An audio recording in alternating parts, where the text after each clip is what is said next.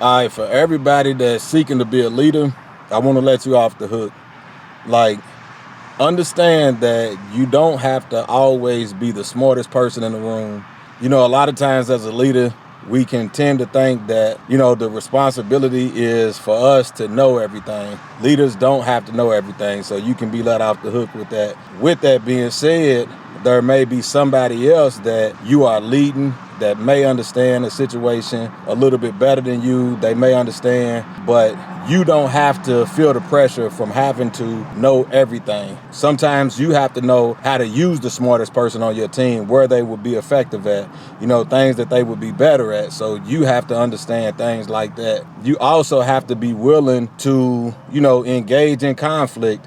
Conflict is a hard thing, and a lot of people do not like conflict, but conflict can always be a good thing if you do it right. It's not about getting out and arguing and doing a whole bunch of different things like that, but it's about being able to ruffle feathers when the time is needed. When you have to ruffle feathers, when you have to do things that, the ordinary person just wouldn't do. Sometimes that's required of the leader to have to stand up and do those things. Just as a leader, sometimes you just know the all-around picture.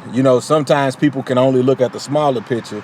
You have to be the person to step up and to be able to see things from a larger perspective. And so you don't just operate in the now. A lot of times you have to look long-term. You have to be able to look out in front of a situation and know what's coming and operate things according to that. You also have to be willing to be able to say the hard things to people sometimes. That's whether, if you're at a job, sometimes you may have to let a person go. You may have to let a person understand that, hey, you can't keep showing up late. You can't do your job. You have to do your job. So as a team, we have to function. Whether you are in your household, whether you're on the team, whatever the case is, you have to be willing to do a lot of the hard things. And me as a father, as the leader of my household, I've had to say a lot of hard things. I've had to do a lot of hard things. Even, when things come down to it, it's not that the leader is just a bearer of the bad news, but you have to take in consideration everybody in the picture and